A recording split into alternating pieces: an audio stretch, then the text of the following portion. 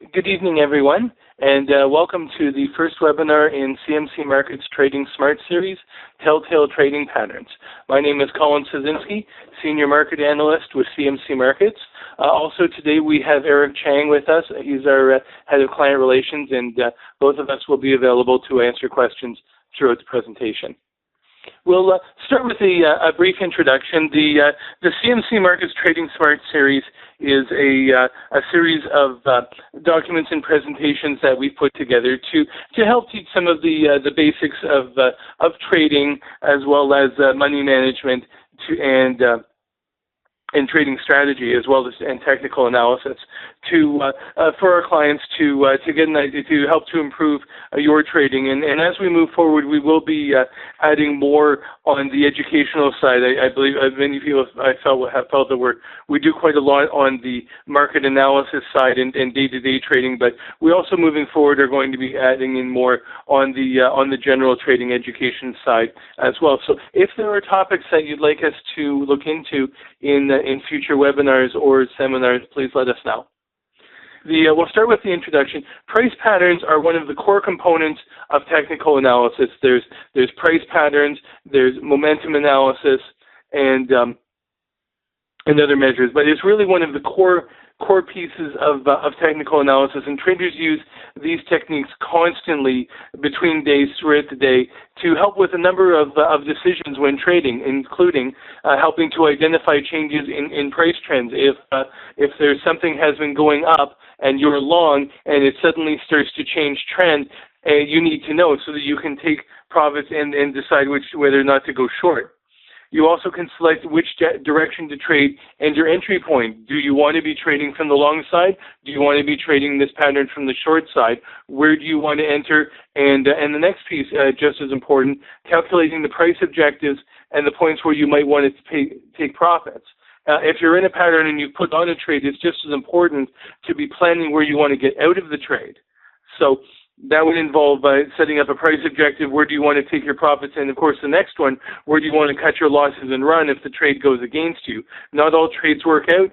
Successful traders are right often 30–40% of the time. It's a matter of managing your capital, managing your money, letting your profits run, cutting short your losses, and some of the keys to successful trading.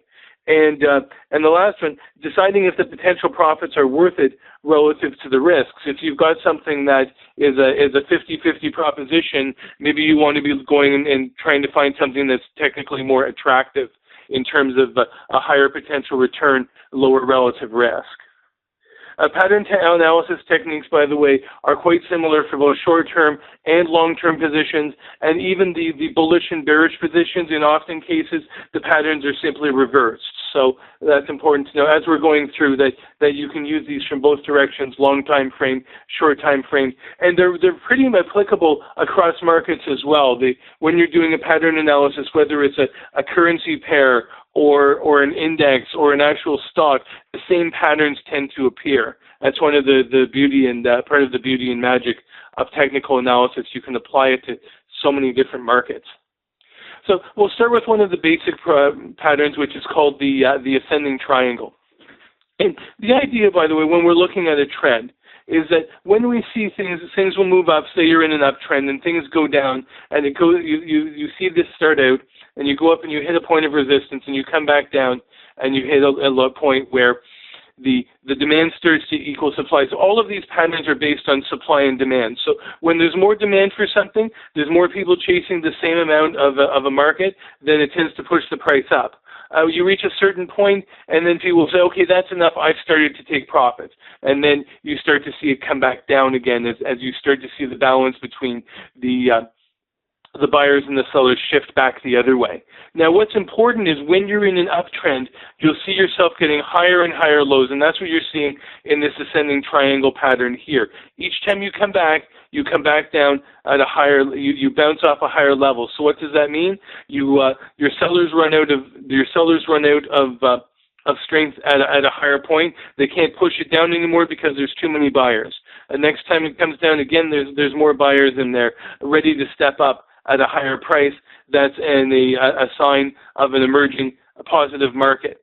So when you see it going up, you can see these patterns, and you look for the breakout, and then the breakout completes the pattern, and then you start to move from there. So this ascending triangle is a bullish pattern. It can come in two forms. It can be what's called a reversal pattern, where you can enter it from a downtrend, and it's a sign of base building, and the breakout signals the new uptrend. Or if you enter it from an existing uptrend and you get an ascending triangle, it's a continuation pattern. Odds are it will continue. Your breakout will eventually be in the same direction. And next slide will show you an example of a failed ascending triangle.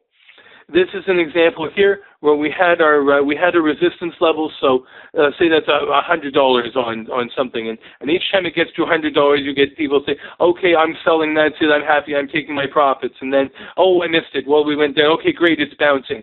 And then it bounces back up again, and it gets back up to $100. Okay, well, I missed it last time. I'm going to sell this time. And then it happens again, and you get to a third time, and sometimes it might break out, and then finally you run into sellers. In this particular case, perhaps something has happened because you've come down, and instead of getting a break out to the upside, you actually get a break down to the downside. You break the trend support line. That suggests more sellers, and then you continue to decline. And importantly, what you'll see often when the pattern is completed is what's called the retracement or the retest, where you have the final bounce up that retests the old support line, becomes a new resistance line. When that happens, it's a bearish sign. Some people will look for the retest as an opportunity to put on a trade or add to a trade, and then it continues downward from there. So this is an example of an ascending triangle that actually failed. And we'll look at the descending triangle. It's the opposite of the ascending triangle. So in this case, you have something that's entered this pattern from an uptrend, and it's a sign that you're shifting from what we call accumulation to a distribution. So accumulation is when you've got people basically accumulating a position. Every time it goes down, it's basically people that are buying the dips, and they're using weakness as an opportunity to add to their positions. Distribution, on the other hand, is the opposite, where they're taking rallies and they're distributing out their positions. So they're selling into the strength. And each time here, you're seeing that with each subsequent high, you're seeing that one of two, they're peaking at a lower high. So what's happening is either you had somebody who missed selling the first peak, it goes down, it bounces up, they say, okay, that's close enough, I'll sell here, I'll take my money, and I'll get out of here. And they're quietly feeding into the strength of the market or selling the rallies, which is what you're seeing here. And then you have a fairly consistent support level that once is broken, completes the pattern. You had to continue downward, bounce up, retest the breakdown point as new resistance, and then your downtrend emerges in earnest. So again, distribution is a sign that people are quietly starting to sell. The people that are getting out, or the early movers, are getting out ahead of time on anticipation of a trend change. So what does this mean? Your uptrend is weakening. Your buyers are running out of cash at a lower level, and that's trouble too. So what's also, when I think of it as supply and demand as well, is your demand is driven by how much money your buyers have and how much money your buyers or your long traders are willing to commit into a market. So how far are they willing to bid up before they say, that's enough, this is too expensive, too rich for me, I'm not putting any more money in.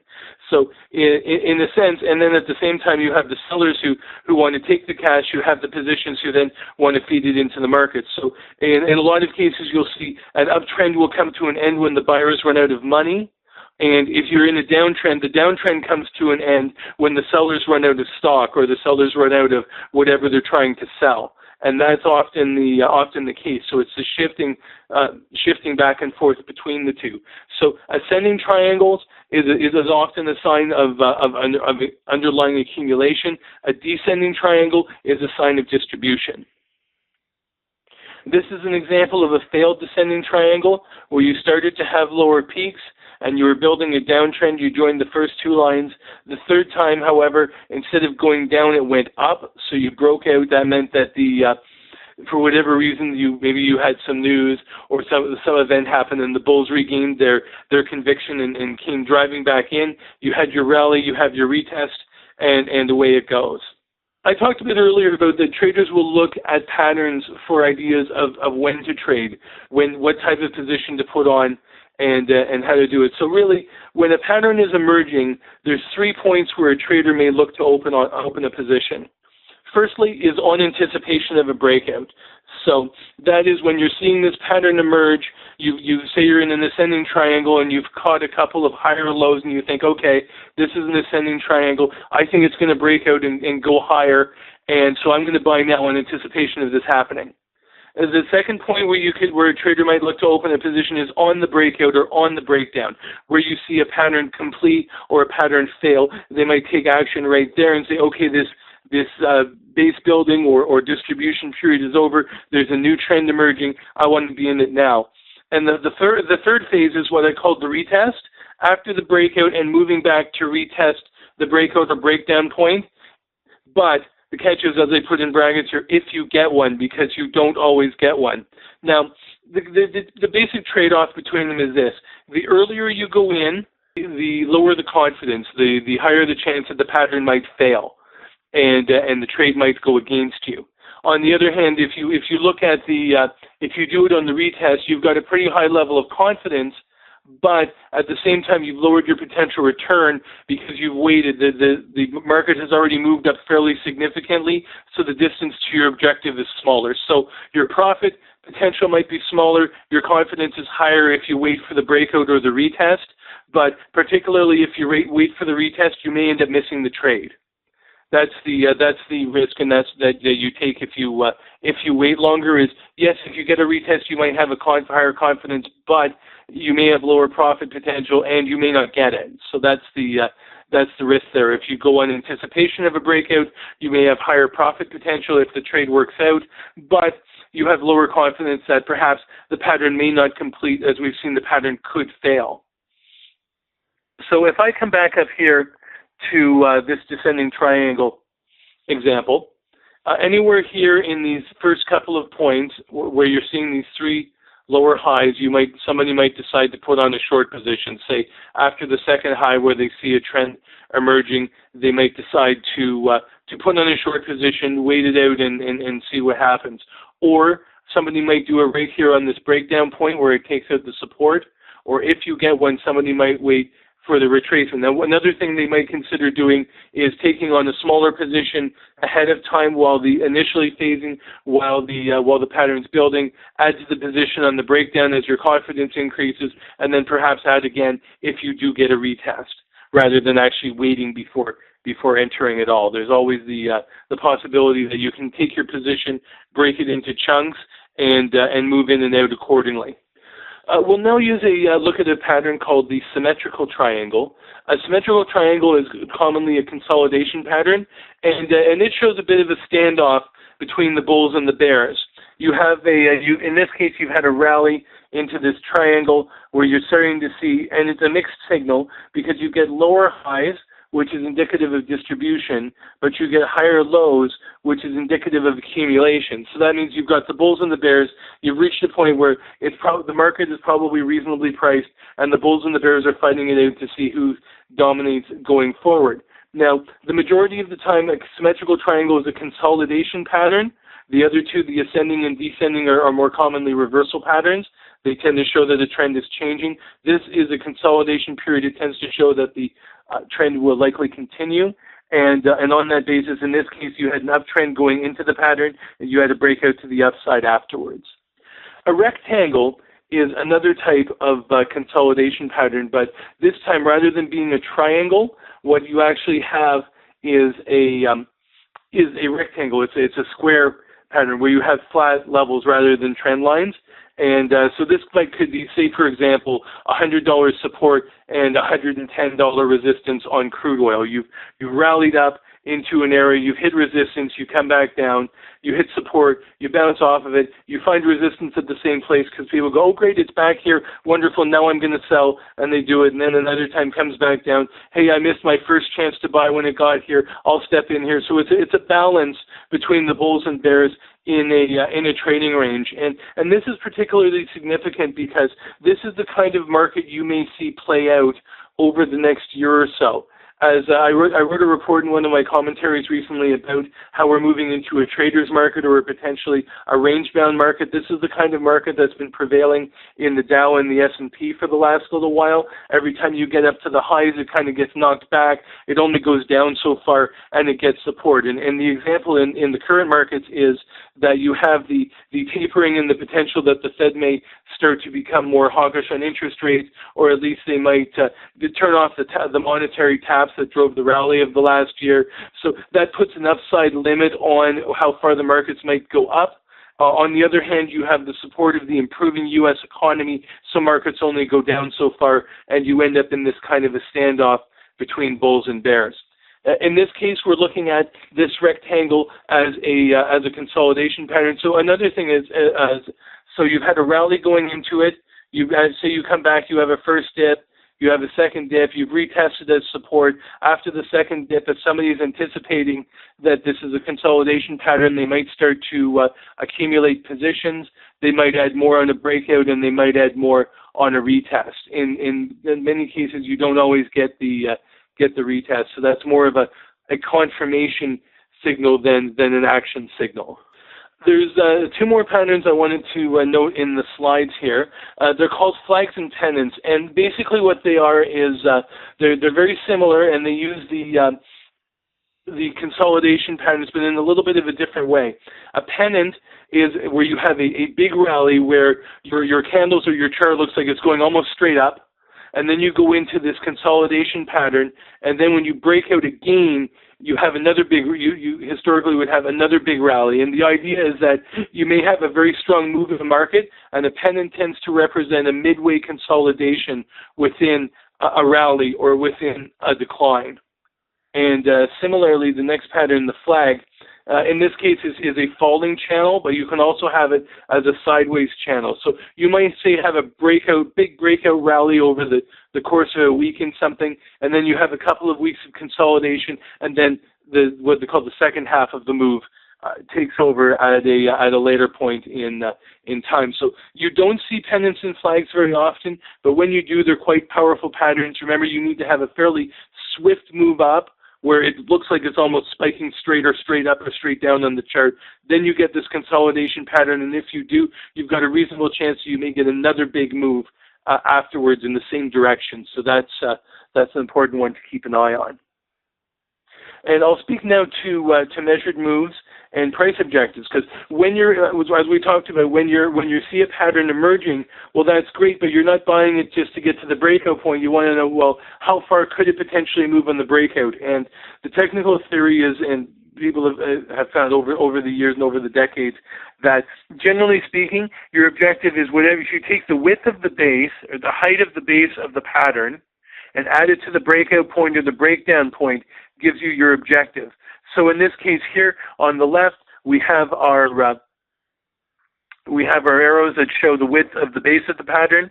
We have the pattern forming, and then from the breakout point, so not at the top here of the first high, it's from the breakout point, that's where you measure from. And it's, so if this was, say, 100 to 110, and your breakout point was 106, then it was the width, the height of the base was $10. You'd add it to 106, would give you this objective up here of 116. And as I talked about for flags and pennants, they often mark the halfway mark of a steep price move. So say you had it here where it went from $80 to $100, and it's consolidating here between, which is a $20 move, and it's consolidating here, say, between 195, or that's the width is fairly narrow, and then when you break out again here, say it was 103, then your objective would be 123. The $20 of this initial move you would add on to your breakout point. Or similarly, if it was downward, you would subtract it from your breakdown point to get your objective. Just this is a little busier slide. I just wanted to note on limit orders and stop loss orders. So there's a number of other ways that you can set your objectives or set your stop losses. You can look at previous support and resistance levels, the measured moves from patterns, which I just showed, and things like round numbers like $100 on crude or a par on US dollar CAD or something like that. But nice big 16,000 on the Dow, nice big round numbers tend to attract people's attention, and you can get active support and resistance. So when you're looking to take a take profit limit order, you might measure your objective and then place your limit order just below the price objective to avoid the near miss. So say we had the example where it was 100 to 110, it broke out, your measured objective was 120. You might put in your limit order, say, around 119.50. You don't want to be the one who said, oh my gosh, it got to 119.95 and I wanted that extra 5 cents and I didn't get it, and then it went back down and now it's down $5. And I used to be a retail broker, so people would call me up. I'd have brokers come and telling me this, and these are real examples that will happen to people. So you want to put your limit order a little below your objective. You might not always quite hit your objective, so that's important. When you're looking at putting a stop loss, traders will often place them just beyond your determined price. So say you found that there's a big support level, it's $100 on something, and it's a big round number, you might put your stop order in and say $99.50. Because what will often happen sometimes is you'll see something come down and the market will hit, say 100, it'll trigger a whole pile of stop loss orders at 100. Your market might get knocked down to say 99.75 or something, clean out all the stop loss orders, and then take off and go to 110 or something like that. So you don't want to get totally caught in something like that. So you want to give yourself a little bit more room on the stop, so you don't find yourself getting taken out and your stop being hit, and then bang, it takes off on you and goes the opposite way. The other important thing to remember with stop loss orders and margin calls is they're wake-up calls. They're to tell you that something has gone wrong with your trade, something has changed in the market. People are looking at things differently. The dominance in the market, whether it was the bulls or the bears, has switched sides. And so always when you see those things happen, it's a warning, and you need to pay attention to them. It's really important, because that's when people don't pay attention to things like stop losses or try and average down or things like that is when you can be detrimental to your capital. I also wanted to talk a little bit about risk and return. I mentioned this a little bit earlier on in the presentation, but it's important to note this as well. One of the foundations of successful trading is avoiding marginal trades and avoiding trades that can lead to losses. Pattern analysis can help you as a trader to identify trends, measure profit objectives, measure points where you might want to take profits, and also determine stop-loss exit points. So successful traders tend to focus on trades where the return potential is at least double the downside risk, or what we call a return-to-risk ratio of at least 2 to 1. So your example is that suppose you have something that's trading between 100 and 110, and your measured objective is 120. So if you step into this at, say, 105, then you have $15 upside to your objective, $5 downside to your support level. That's a 3 to 1 return to risk ratio. That's pretty good. People would take that trade in a heartbeat. On the other hand, if you're sitting on 110 and you're saying, well, it could go up to 120 or it could go down to 100, maybe you don't want to be taking that trade because you're more of a 50-50 proposition, unless you really see the trend coming in behind you, or you've got support from other indicators, whether it's a moving average or a momentum indicator or something like that. And we will. And the other part of which is, if you use the 2 to 1 return to risk ratio, you only have to be right 33% of the time to break even.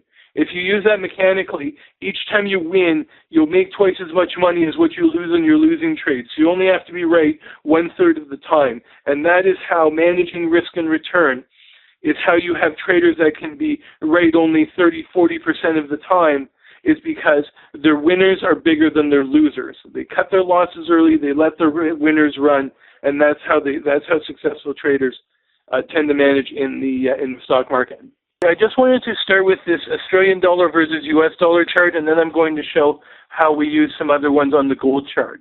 And so in Market Maker, if we look over on the left-hand side, we have our studies, oscillators, candle patterns, chart patterns, and settings. So in this particular case, the Aussie dollar, I just wanted to highlight that there's another reversal pattern here, which is called the head and shoulders pattern. And what you get with the head and shoulders is you have, in this case, it was a downtrend. You have a low, you bounce up to a level. In this case, it was about 91 cents. Then you go down to a lower low. In this case, it was about 86.50. You came up, you retested 91.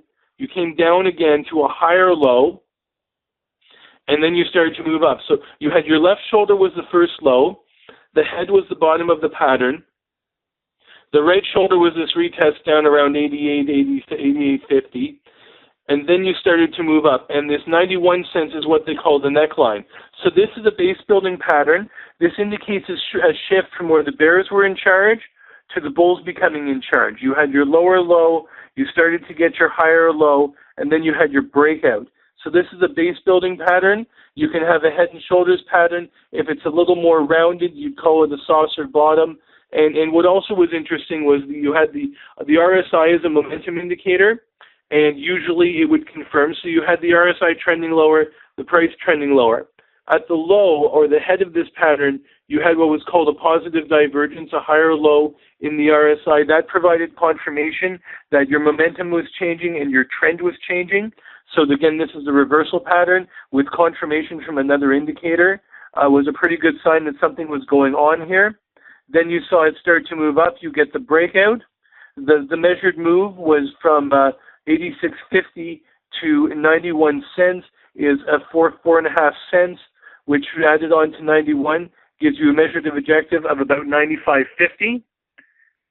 And if we bring that up, so 95.50 just happens to coincide here with a previous high. So another thing you want to look for when you're looking for setting objectives is not only what does the measured move tell you, but is that near an area where there's something has happened before? In this case, there was a prior high. Is it near a Fibonacci level? Is it near a round number? Or is it near something else? The more indicators that come together to suggest that the price might be tested, the greater the confidence level that you might actually achieve in. So that's always important to consider. Now, for anyone who wants to trade tonight, a little later this evening, the Reserve Bank of Australia is actually coming out and doing their interest rate decision. This decline here, the later part of last year, was a lot of it was triggered by the RBA. They were actually trying to talk their dollar down, and they've been trying to talk their dollar down, and their dollar keeps going up. So we may see some conversation about the, here I'll make it a little larger, sorry about that. So you may actually see in their statement tonight, they may say something about the dollar which could trigger some action because they've been trying to talk it down and it's been going up. So a little more clearly now, you were in a downtrend, you hit your first, let me see if I can highlight it a little better here.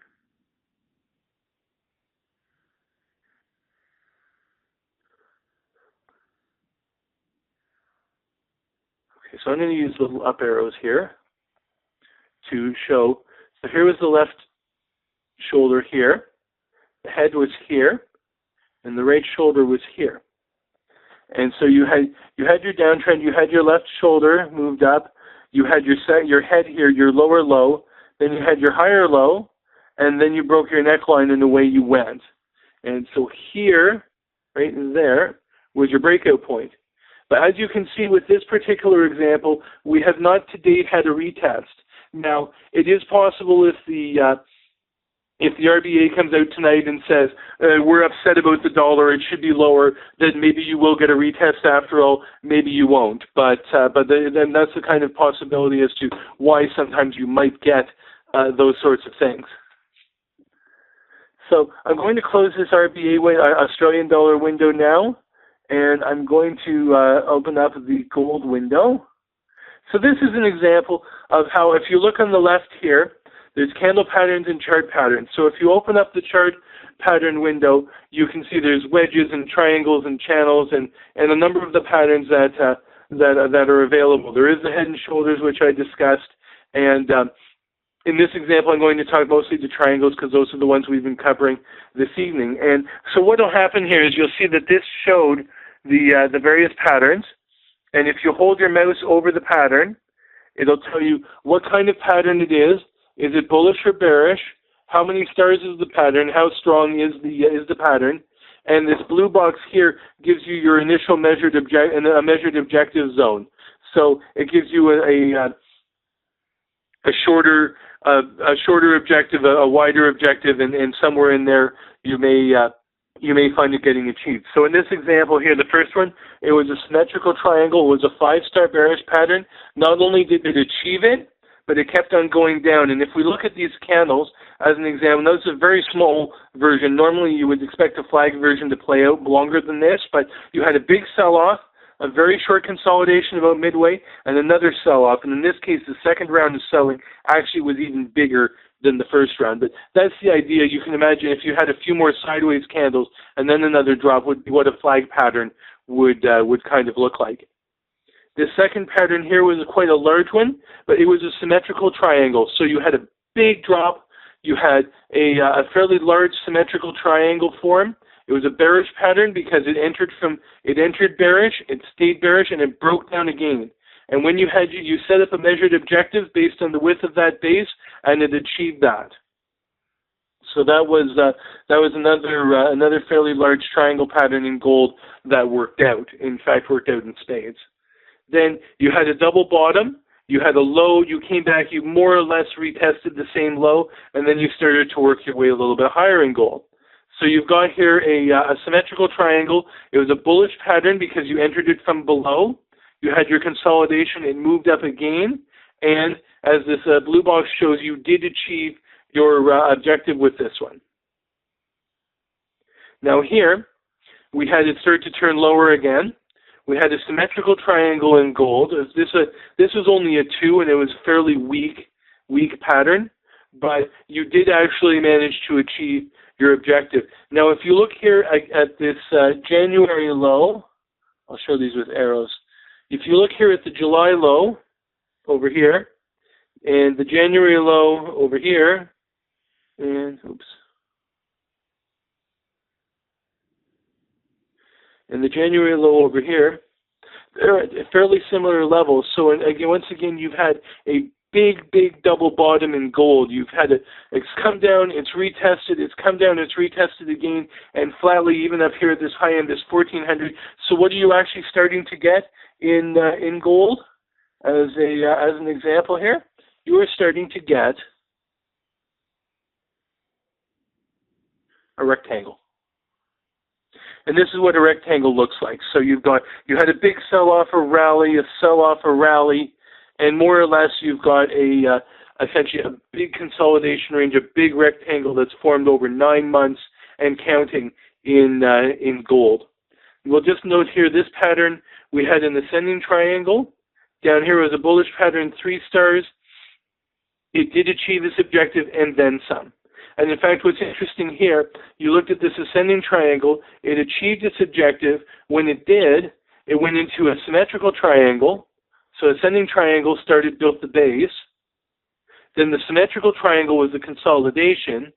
And when you broke out of that, you achieved your objective, your short-term objective again. Now, in this case, you've achieved it. It hit a resistance, faltered short of a big resistance level at 1400, and it started to roll over again in the last few weeks. And it started to retrace its gains. But it's a quite significant example in gold. So let me bring up the channels here. I'm just updating here. So it's showing some channels now in gold. You had one here that was a rising channel, and you had a falling channel here, and you had another falling channel here, and you had a rising channel here. Now, in this case, with these channels, they're sloping upward and downward. I don't tend to use as much personally to measure on breakouts from these. I tend to consider these more indicative of a trend rather than setting. And you could see as I went through these that they didn't always achieve this one was less likely to achieve its objectives compared to the triangles, which hit their objectives every single time. Let's see if it'll bring me up any double bottom. Well, you had a couple of small ones here, and you had these large ones here. So that pretty much covers everything that I had planned to speak to from the outset. I would be more than happy to take some questions at this point in time if there's other charts you'd like me to take a look at, or if you have any other questions, I'd be happy to answer them. Hi, Colin. Are you able to hear me? Yes, I can hear you, Eric. Yeah, while people are, gathering questions to see if they have any, maybe you want to show them the actual pattern recognition tool over there at the top. Like I'd love to do it, but I'm unable to take over and put it onto my screen since you're the presenter today. Okay, yes, I know. I tried that earlier. Let me try it again because it wouldn't let me in it before, which is my problem is I do not have access to. Okay, yours might be turned because I'm off. using a demo account. Mine's a demo account, so it might be turned off because I had tried it earlier because I was planning to, and but unfortunately I can't get in. Okay, well, basically, really short. If you guys log on to your accounts and click on that pattern recognition tool, it is quite Which I'll straightforward. highlight here with the mouse. There. Yeah, like right there at the top. Maybe try pressing that the icon with the squares. That one won't let you do it either. Hold on, let me close that one. Let's try the one with the squares. Yeah, No, sorry. But yeah, if you guys like log into your accounts and click on that icon up there at the top, it is relatively straightforward to use. It breaks it down into what sort of patterns you want to search for.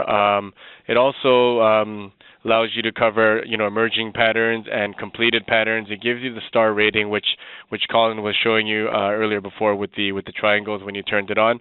If you actually want a little bit more assistance with that, I'm sorry we can't show you that today as Collins isn't working on his demo account there. You're more than welcome to give us a call, or you can send us an email, and we'd be glad to cover that part for you. Does anybody have any questions for myself or Colin today? I had one on what's the usual time frame. I'm using daily charts for this example, but you can use whatever kind of charts you want. It depends on what time frame you're trading. So if you're trading intraday, then you're probably looking at minute charts or hour charts. If you're swing trading, then perhaps you might want to use daily charts as an example. If you have any additional questions, please just type them in. I think only Eric and I have access by voice. I did have another question back here. Does it do it on the hour chart? So I had a quick question here. Do we do this on the chart? So I'm going to switch this from daily to hourly. And then I'm going to put on the triangles. And yes, as you can see here, this is an example of gold. So this is a 1 month hourly chart. And yes, you can get these once again. So I did have a question here on the head and shoulders and reversals. So the idea of the head and shoulders is by doing a lower low followed by a higher low, it's indicating a change in domination where you had either the bulls have been dominant and they're losing steam and the bears are starting to take over, or the bears have been dominant, they're losing steam and the bulls are starting to take over. And it's that shift in power, that shift in momentum that the head and shoulders is showing. That's why it's more commonly a reversal pattern rather than a consolidation or a continuation pattern. And something else to keep an eye on, they're very, very rare, but sometimes you'll get head and shoulders patterns in the RSI or the MACD or the stochastics, those momentum indicators. If they're very rare, but if you ever see one, they're very, very powerful, and they're a real indicative that there's a trend change going on. Then you start looking for other indicators, whether it's trend line breaks or moving average breaks or other things that might signal the actual trade. But if you ever see one of those show up somewhere, keep an eye on it. They're a major warning signal. Yes, 1 hour patterns. As I say, in my work, I'm usually looking at daily or hourly. The patterns here do show, and whatever time frame you're using, the patterns are just as valid, and the measured moves are just as valid as well. So in this example here, where we've got the triangles, again, we had a symmetrical triangle. We just barely got it. We did get into the box just barely, but we did in terms of hitting an objective. This one here, it hit its objective. Now this one here was a weak symmetrical triangle, and it did not. It actually failed. This one here was one where you rallied up out of a triangle into this one. You should have gone higher. Instead, you turned around and went back down. Up here, you've got an ascending triangle with a bullish pattern. It achieved its objective, had a correction, and kept going. Here's an example of a descending triangle. that not only did it complete its objective, it kept on going. This one here was a symmetrical triangle, which, interesting enough, actually was a rare reversal one. It came in as a bullish pattern. It did achieve its objective, although it was fairly small. You started to sell off. Here's another symmetrical triangle. It's a bearish continuation pattern, and when you broke down, you did achieve your objective, and you've got another triangle forming more recently, although this is a pretty weak one, as you can see by the 1 star on the pattern. So the stars certainly help to give you an idea of how strong or how weak the pattern is, and in terms of the 5 minutes versus 1 hour, that depends on the time frame that you're trading. If you're putting on trades that are going to be lasting for less than an hour, then you want to be using 5-minute charts or minute charts. If you want to be doing trades through the day, then maybe you're going to use a combination of, say, 5-minute charts or half-hour charts or something like that. So the length of the time that you're using, it depends on your trading horizon, but at the same time, the patterns are all the same, the analysis is the same, the objectives are the same. It doesn't matter the market, it doesn't matter the time frame. These are fundamental core components of technical analysis. And the best part of all is you can apply them across multiple markets and time frames. Do we have any additional questions? No? Okay, Eric, did you want to say anything? No. I just wanted to thank everyone, and including yourself, Colin, for taking their time this evening. We will be hosting a lot more educational webinars going forward in the future, so keep an eye out for that. We do mainly post this on our update email, which we send out every Mondays. So just keep an eye on those emails, and anything that we announce will go on there going forward. As always, if you have any questions for us, feel free to give us a call. I've posted our number in the chat, but it's 1-866-884-2608, option 2. Or you can email us at clientrelations, with an S, at cmcmarkets.ca. Fantastic. Thank you all very much for joining us this evening, and we hope to talk to you again soon. Take care. Good night, everyone. Bye-bye. Bye-bye.